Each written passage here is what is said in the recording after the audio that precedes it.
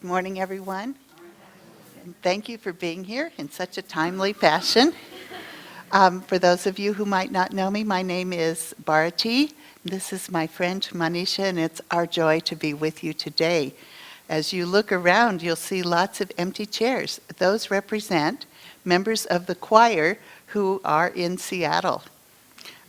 We did a joint oratorio. We kind of alternate years, so next year we'll be hosting the Seattle choir here to do the oratorio with us.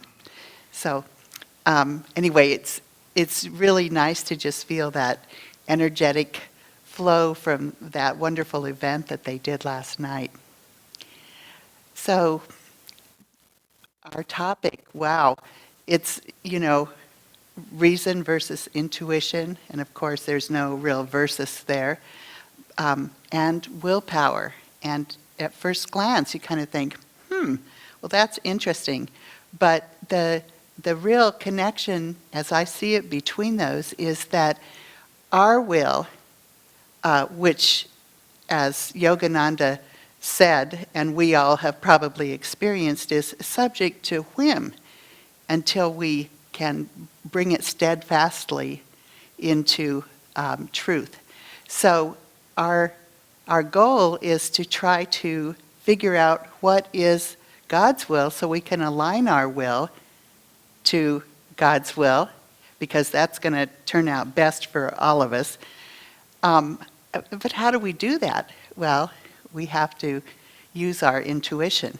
And we develop our intuition by coming into closer alignment with the divine.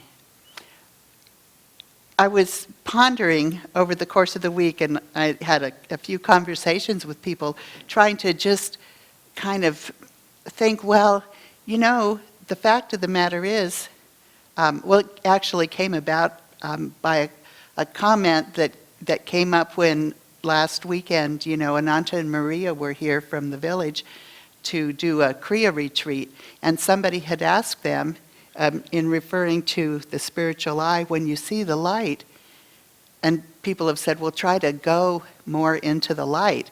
And they were going, well, how do you do that? And for me, I thought, well, the way I like to think of it, instead of going into the light, just recognizing, being more and more consciously aware of the light that's around us all the time. We live in light. It's always there.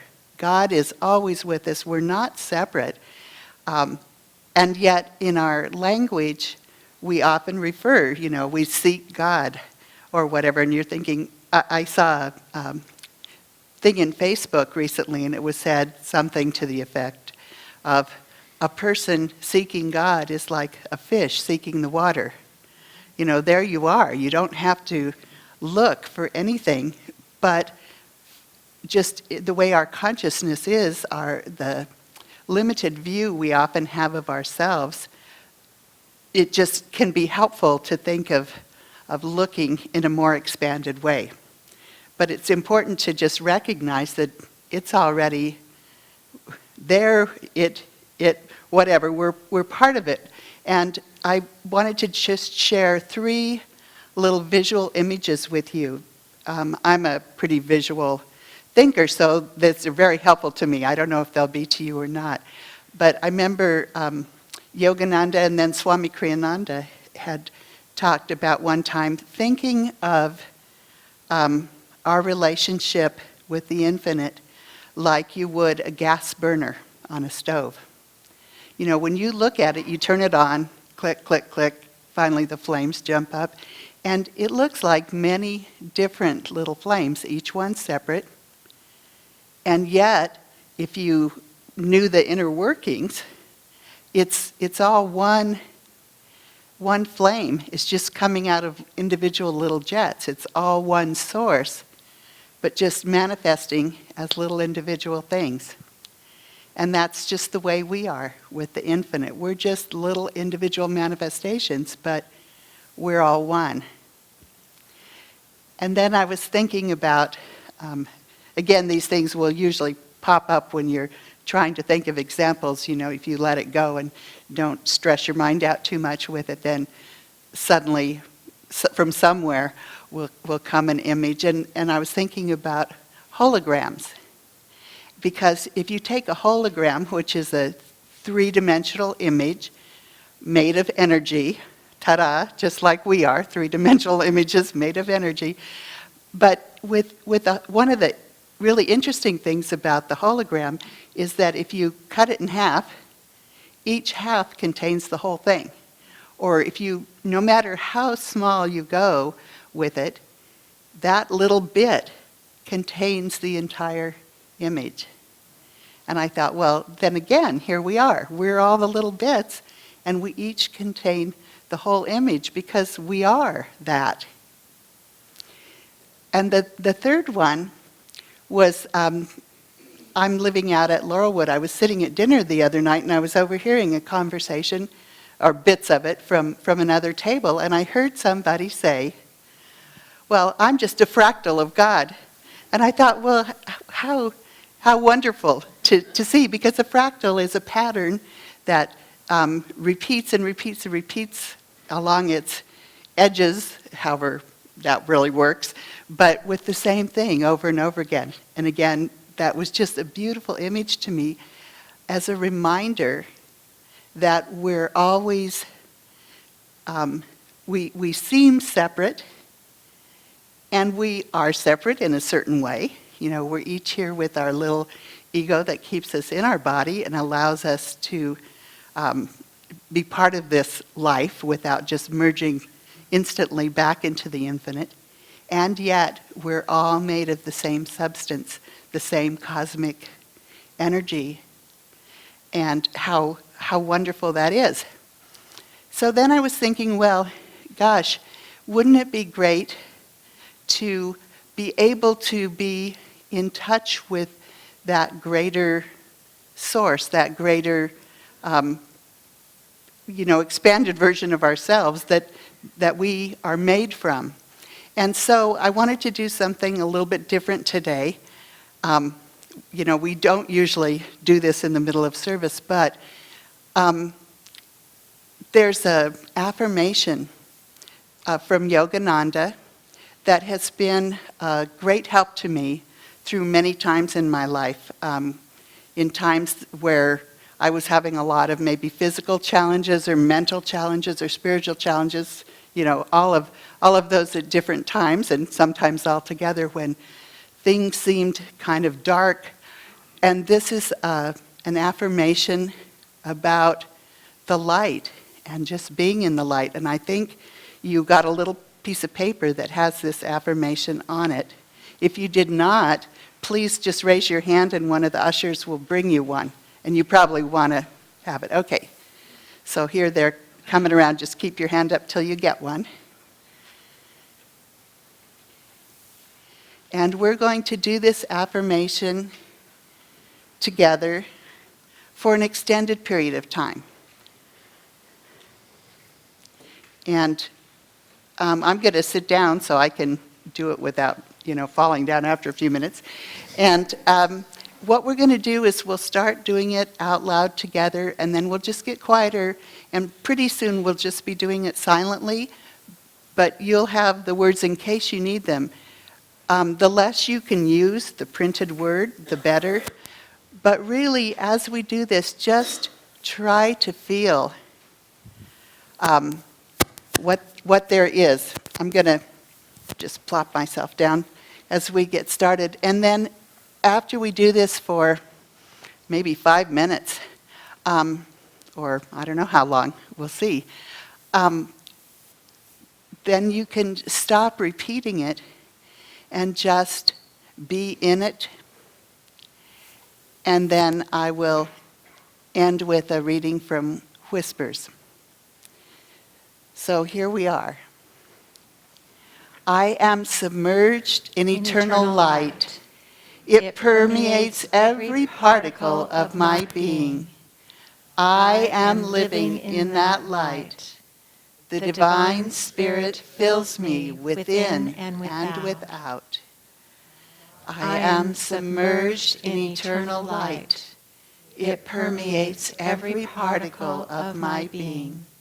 I am living in that light. The divine spirit fills me within and without. I am submerged in eternal light. It permeates every particle of my being. I am living in that light. The divine spirit fills me within and without. I am submerged in eternal light. It permeates every particle of my being. I am living in that light. The divine spirit fills me within and without. I am submerged in eternal light. It permeates every particle of my being. I am living in that light. The divine spirit fills me within and without. I am submerged in eternal light. It permeates every particle of my being. I am living in that light. The divine spirit fills me within and without. I am submerged in eternal light. It permeates every particle of my being. I am living in that light. The divine spirit fills me. And silently keep repeating it over and over again.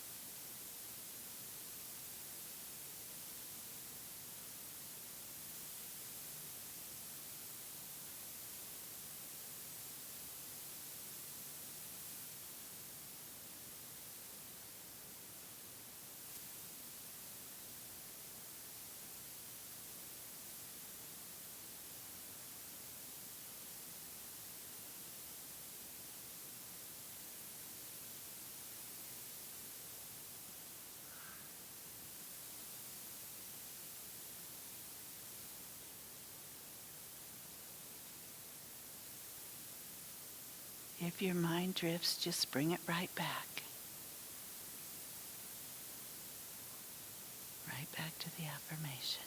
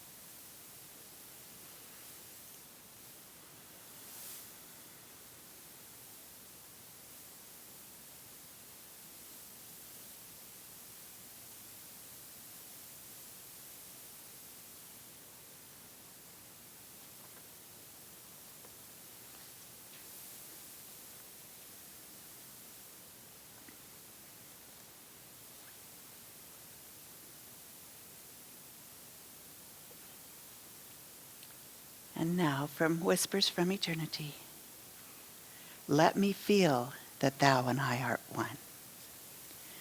When the sparks of cosmic creation flew from under thy crucible of love, I danced with all the lights that heralded the coming of myriad worlds. I am a little spark of thy joyous cosmic fire, O thou Son of Life. As thy nectar poured into the little cups of human minds, filled with molten liquid of vital sparks, they thought to contain thy golden infinity in the smallness of their human feelings. In each fragile, undulating mirror of human flesh, I see reflected thy restless dance of omnipresent power. In the lambent waters of life, I behold thy ever-steady, almighty life. Teach me, Christ-like, by the power of concentration, to still the restless storms of desire raging on the lake of my mind. Stilling those waters, I lovingly behold thy unruffled face of cosmic stillness. Cause the little wave of my life to subside, that thy consciousness in me spread out to become thine own vastness.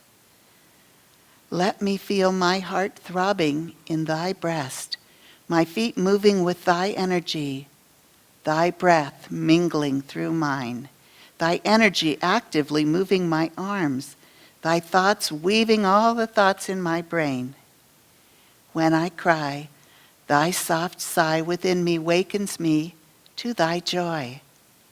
In thy playfulness, the little bubble visions of thy creation float dancingly in the chamber of my dreams, which manifest in my sleep of delusion. Thy meteoric will courses through the skies of my own willpower. Make me feel that it is thou who art I.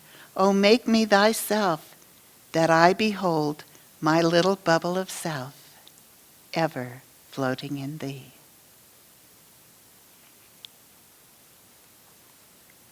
And now we'll have more music.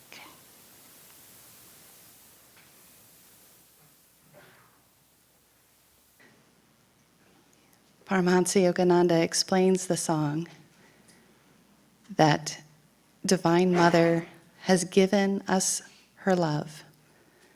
God is omnipresent and all-powerful and great, but he is poor because he's given us his love. The song, however, is best understood by your intuition. I'll sing it in English and Bengali.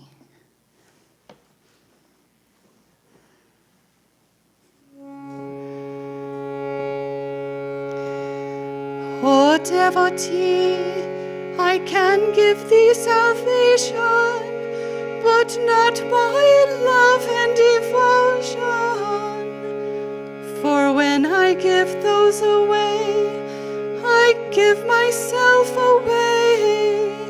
Ask of me salvation,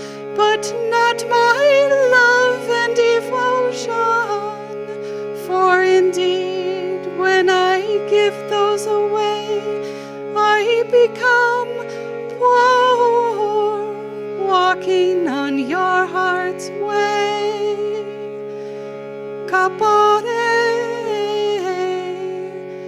moktirite pari, moktirite pari, moktirite pari koi, kapare,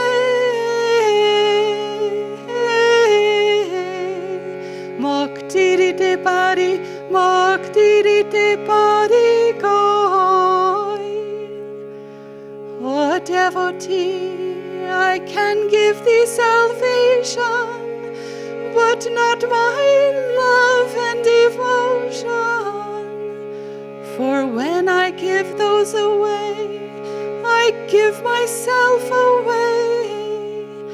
Ask of me salvation, but not my love and devotion.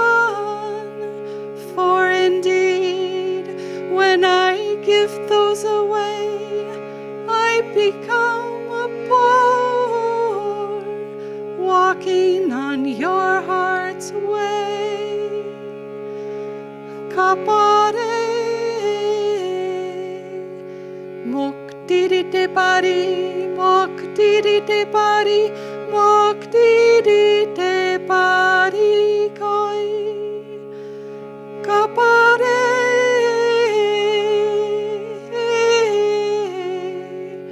moktirite pari, moktirite pari.